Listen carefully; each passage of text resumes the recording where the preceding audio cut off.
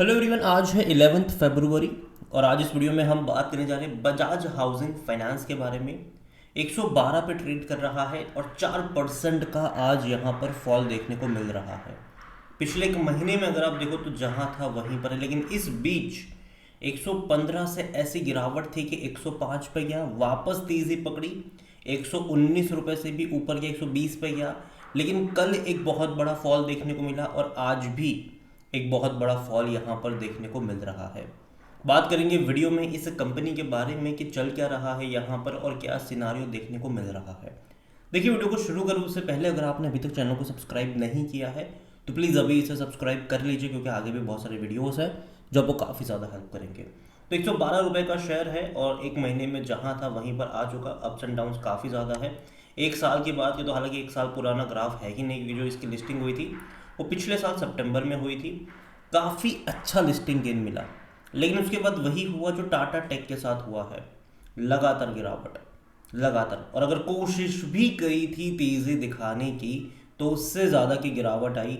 कोशिश करी तेज़ी की, फिर से गिरावट यहाँ पर आ गई। तो कहीं ना कहीं जो तेज़ी आ रही है उस पर भरोसा करना अभी के लिए मुश्किल नज़र आ रहा है। लेकिन जो पिछले हफ्ते की तेज़ी थी उसके पीछे वजह भी थी कि बाजार थोड़ा बहुत रिकवरी वाला मूड में था। इसके अलावा खबर आई थी यहाँ पर Bajaj housing finance, NTPC green, Swiggy में इन्फ्लोज आ सकता है $9 मिलियन का, ये नुवामा ने कहा था। देखिए, बजाज हाउसिंग फाइनेंस देखो, एनटीपीसी ग्रीन देखो, स्विगी फोकस में था। हालांकि अगेन ये 6 दिन पुरानी खबर है, ठीक है वो, क्योंकि अपकमिंग एनएससी इंडेक्स में चेंजेस होने वाले हैं। यहाँ पर नुवामा को लगता है कि 3 स्टॉक है वो हाई प्रोबेबली हो सकते हैं इंक्लूजन के लिए इनटू निफ्टी जूनियर और Nifty next 50 index during the upcoming rigid.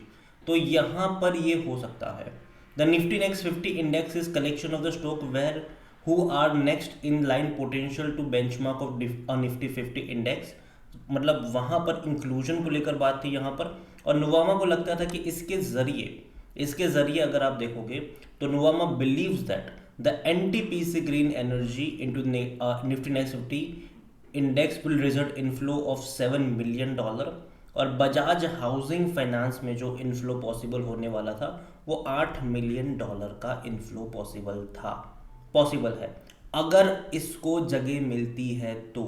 ठीक है, अगर जगह मिलती है तो, नहीं मिलती है तो वैसा कुछ नहीं। ठीक है। और जहाँ तक वॉल्यूम्स के बारे में देखें, 40 लाख से भी ज़्यादा के शेयर्स अभी यहाँ पर ट्रेड हो चुके हैं। बाजार जस्ट अभी खुला है, बड़ी क्वांटिटी में ट्रेडिंग चल रही है। 188 रुपये का 52 वीक्स का हाई है, 103 रुपये का लो है, वहाँ से रिकवरी भी दिखाई। लेकिन अगेन मैं कह दूँ कि अभी भी ये कहना कि बॉटम बन चुका है, ये जल्दबाजी होगी, क्योंकि बाजार में अभी भी अनसर्टिनिटी बनी हुई है। डोनाल्ड ट्रंप के टैरिफ को लेकर अभी के टाइम पर ग्लोबल बाजार थोड़े बहुत प्रेशर में कह लो, पैनिक में कह लो, वो देखने को मिल रहे हैं। मार्केट कैप इसका 93,000 करोड़ से भी ज़्यादा का देखने को मिल रहा है।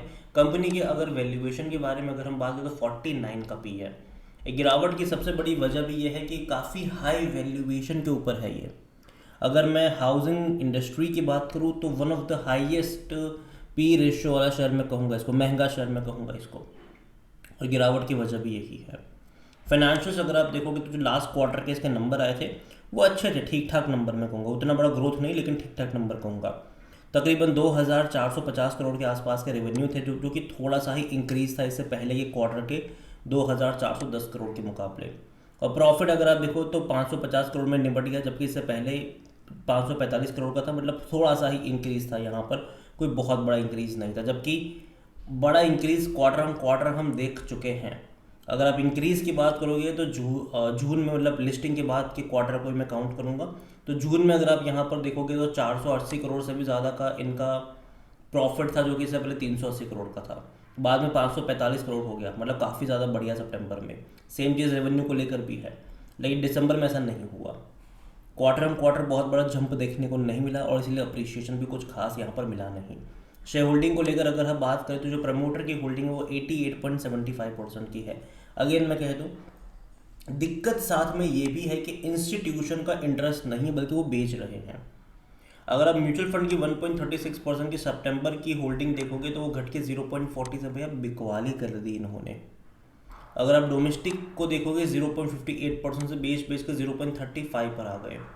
एफ भी देखो तो 1.68% से 1.11 पर आ गए, बिकवाली हुई यहाँ पर। रिटेल वाले खरीद रहे हैं भाई साहब, 6% से वही खरीद खरीद कर यहाँ पर ऑलमोस्ट आ चुके हैं 7.80, मतलब 8% पर आ चुके हैं। तो उन्हीं की तरफ से जनरली बाइंग आ रही है और ये अच्छा साइन नहीं है। गिरावट की एक सबसे बड़ी वजह भी वही है यहाँ पर। और कोई बड़ी बात नहीं है अगर आप चैनल को रेगुलर फॉलो करते हो। जब ये गिरावट आ रही थी तभी मैंने कहा, जब ये इवन लिस्टिंग के टाइम पर जब ये 180 पे गया था तभी मैंने कहा था कि भाई साहब कोई तुक नहीं बनता है इसका हाल वही होगा जो टाटा टेक का हुआ है। ये कभी भी इस लेवल को छू मतलब कभी मतलब लंबे समय तक इसको छू नहीं पाएगा। अब बहुत लंबा इंतजार आपको करना पड़ेगा और वही हो रहा है।